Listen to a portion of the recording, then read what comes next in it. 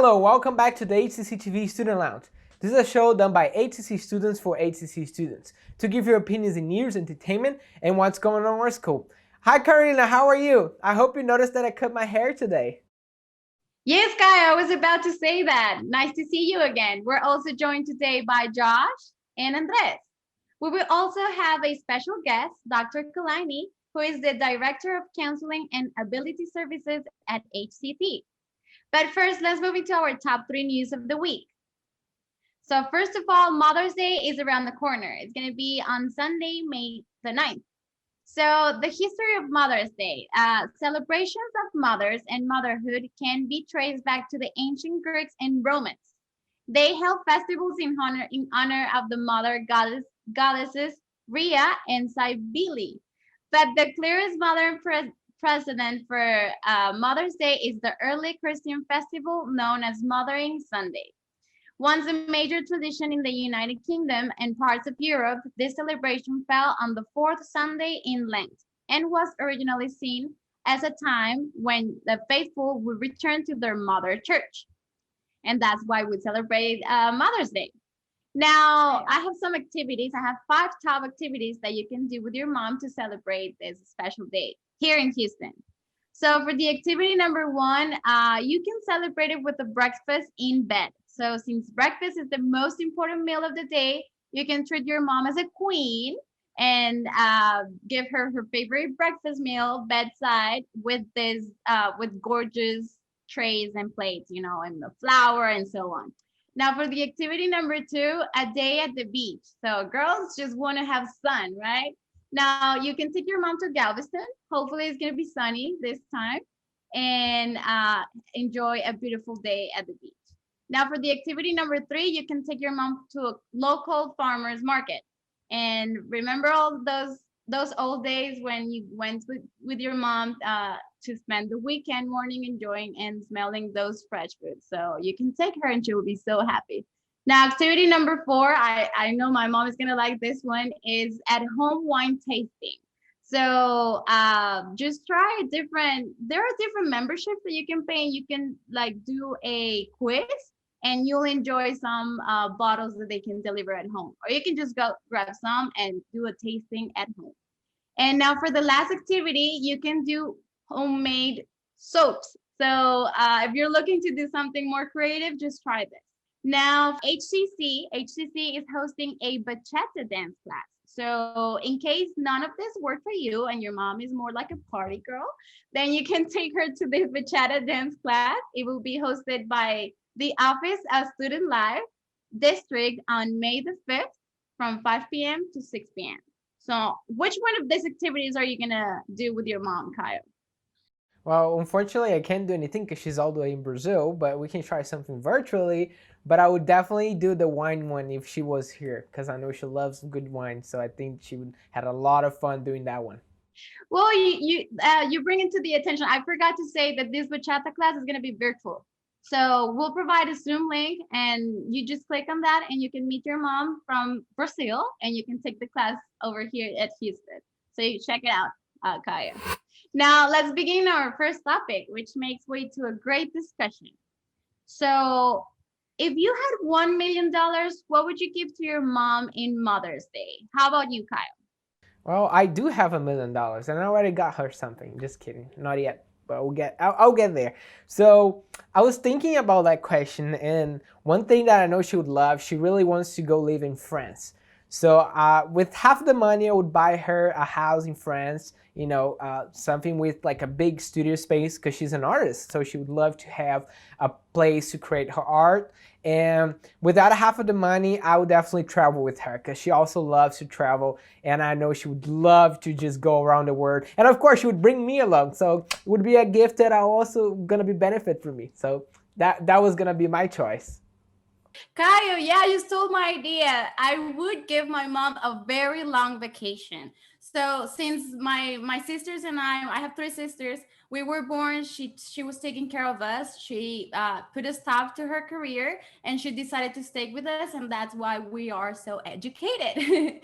Now, also, she has always dreamed of owning a coffee shop. And I'm sure if I give her this, she's gonna make delicious pastries and we're gonna provide authentic Colombian coffee. So also that. How about you guys? The same that Caio and you. My mother, she really loved travel. She really enjoy travel in different countries. So I think I can spend that money just in travels with her. Actually, she's really very good cooking Colombian food, and she really like to try different food from different countries. So I think if I have a lot of money and can travel with her, we can go to different places and try different food from different countries. I think she really like that. My mom would probably like to travel as well if I gave her $1 million. But I think if I had the opportunity to give my mom that much life-changing money, I'd want to be able to like pay for like her house because her whole dream once she went out on her own, she wanted to move out to Los Angeles, like Manhattan Beach. She just wanted to be able to stay like on an ocean front property. So I feel like I would want to fulfill her dream and give her that chance. Guys, that's so great, and I guess yeah, we agree that our moms deserve compensation for all the effort, and I guess it's time to dedicate something to our mom. So in my case, I want to dedicate the show to my mom. As I told you, she's a very hardworking person. She dedicated her life to my sisters and us, and now we're trying to give her everything back. So after we study and we get our dream jobs, we're gonna give her everything back. So happy Mother's Day to my mom. Same thing here, Carolina. I think our moms did a great job, especially my mom. You can see I'm a great guide. So I would like to dedicate this show for her. I think she deserves a lot, and I want to be able to give it back to her, because it's kids are so expensive, I can see for myself, and also it's so time consuming, but at the same time I think it's so rewarding. At least that's what she tells me, and I believe I'm not a parent yet, but I believe that one day it's going to be my turn to bring someone to this world, and I hope he can appreciate that, or she can appreciate that, and also dedicate a show for me. Who knows, he's going to be a TV host one day too. Something special about my mother is, for me, is she's like very important person for me. It's my favorite person in all the world. It's very important for me. That's why I'm here in United States 3 years. I came here to the United States 3 years ago, and for me right now it's very hard stay far from her. So I'm here because I really want to make different challenges here. So that's why I want to dedicate all my effort here in the United States to her. I want to dedicate this episode to my mother's exquisite cooking skills. Growing up as the woman of the household, no one could really make that Kraft macaroni blue box like her. Those bagel bites, the frozen pizzas, some of her finest cooking skills. She could boil water like no other. And I wanted to tell her that I appreciate it.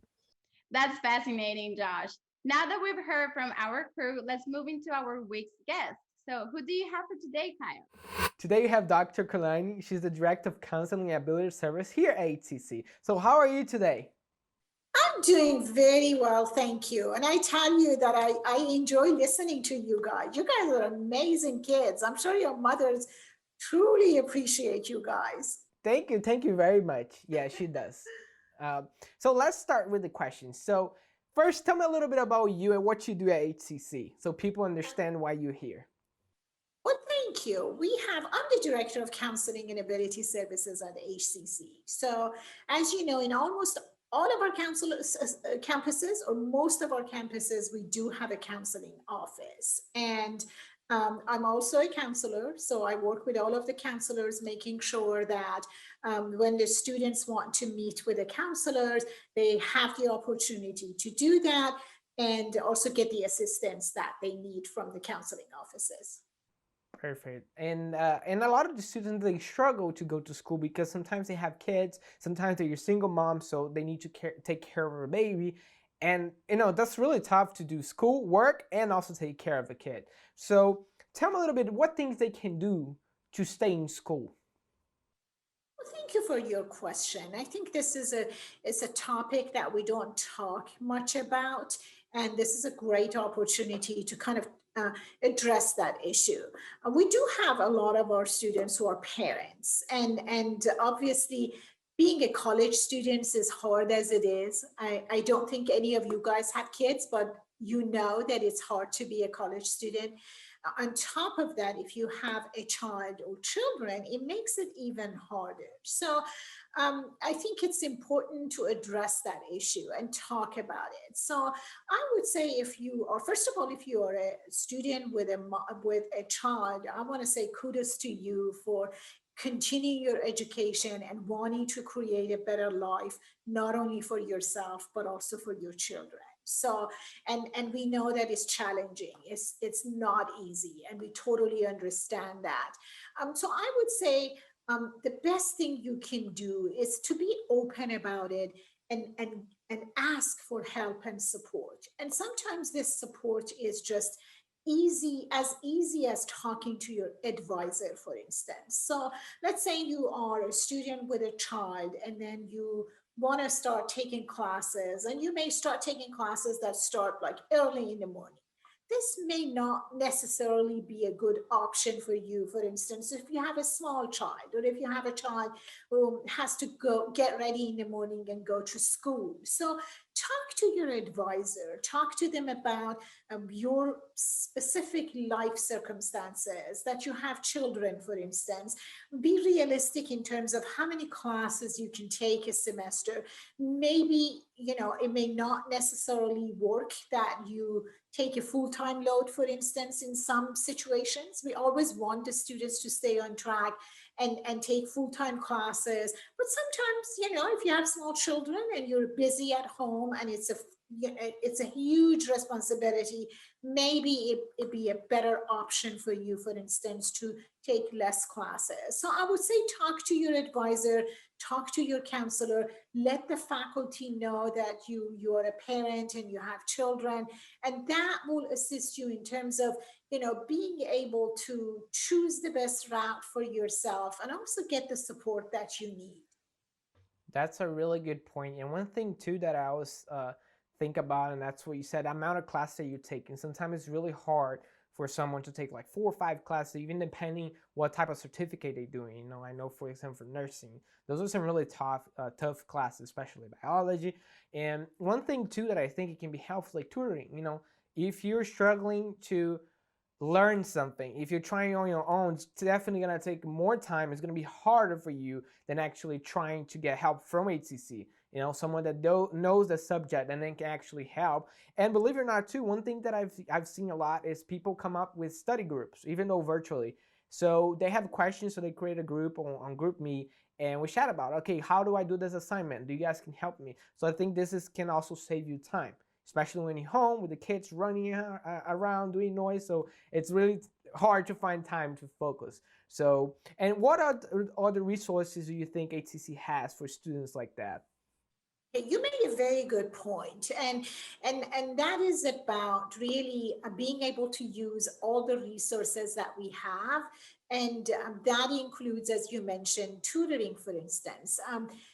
The fact that you can go to tutoring sessions online, it's a great advantage. You can also set up individual appointments whenever available, to have an individual session with a tutor if and when possible. But when you mentioned study groups, I would say just basically reaching out. We have a page on our counseling page and on HCC website that is called Basic Needs. And that Basic Needs page has a bunch of resources that you guys as students can use. So when you are a parent, for instance, or you are a mom, you may have different needs. It may not necessarily be related to your school. Maybe you're working, or maybe you lost your job. Maybe you need assistance in terms of food. Maybe you need assistance in terms of, getting your bills paid, or having some additional resources. So my recommendation is to always check that Basic Needs page. And on that Basic Needs, there's a questionnaire that questionnaire will ask you, like, what are some of the challenges that you're experiencing? And based on the challenges that you identify, then it will take you to the page, and and the list of resources that you can access in terms of getting some support. So again, we know life can get complicated, whether you are a student who lives with parents, or you live alone, or you are a parent yourself. Sometimes we all need help, and it's important to know where to go. So I would say your first step would be definitely to check that page to see what's available. And then if you still, after you complete that questionnaire and look at the resources, if you still need assistance, it gives you the option to ask to talk to a counselor. So that's when we come in, set up a session with you, a virtual session, and you'll be able to sit with a counselor one-on-one and discuss your particular circumstances and what kind of resources you may need, and get assistance with that. And I think the best thing too is if it's free resources, right? It's not like you need to pay for counseling or you need to pay for tutoring. It's all there and it's free for you to use as long as you're an HCC student. So I think this is really, really good. We have members here that actually at some point needed some help from HCC, and they got free groceries, for example. At the time of the pandemic, some people here were struggling financially, and and again, those are free resources, scholarships too. And I've never seen, like, I've been to different colleges, and I never seen so many scholarships opportunity, including for international students, which was a surprise for me and for people here. So it is a different momentum, and I think that HCC really cares about their students. And I'm not saying that because I'm here, because I work HCC, or because I'm a student. It's because I think it's actually true, and I needed a help too at some point, and HCC never turned their back on me. So I'm really happy with all that.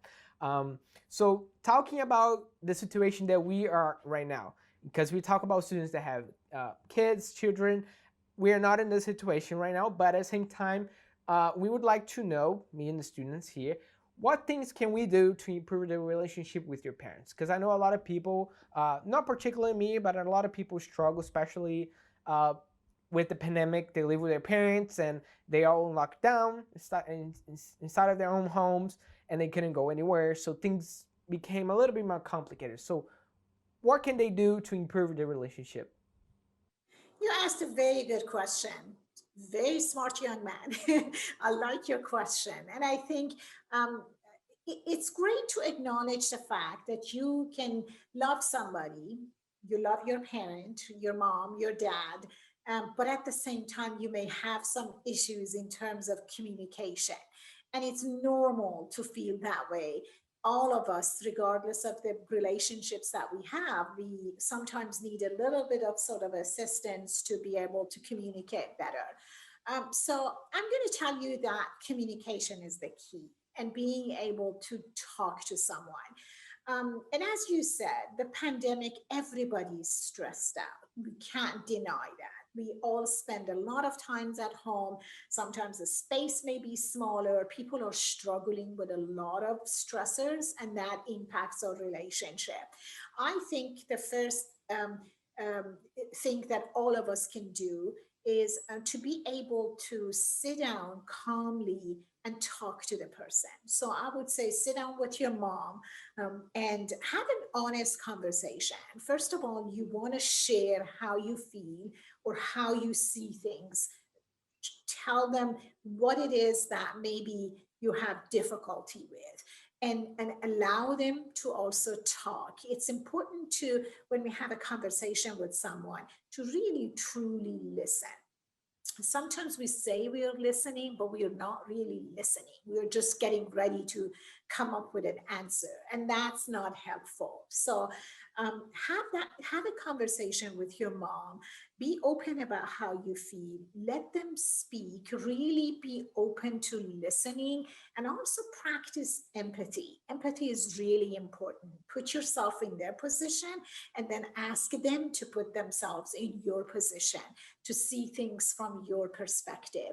And most of the time, when we open ourselves up to that, to really see things from a different perspective, then we realize that it's not always right or wrong, that there's always, a place that we find that we can compromise, we can reach, a conclusion, or reach at a resolution to a conflict in a way that is satisfactory for both of you, but at the same time, it's not 100% your way or the other person's way. And also expect the fact that relationships, no matter what type of relationship we're talking about, we always have to work at it. It doesn't, it's not always about you have to work at your romantic relationships. Yeah, you have to do that, but also you have to work at your relationship with your mom, your dad, with other significant people in your lives. And that is, caring about it, being able to share with them how you feel, let them also share with you, and also do it in a calm and sort of a safe manner. I think it's important to set, when you sit down to have a conversation, even if you have a conflict, set some ground rules. Like, we're not going to scream, we're not going to yell, we're not going to interrupt each other. Let's really truly talk and listen.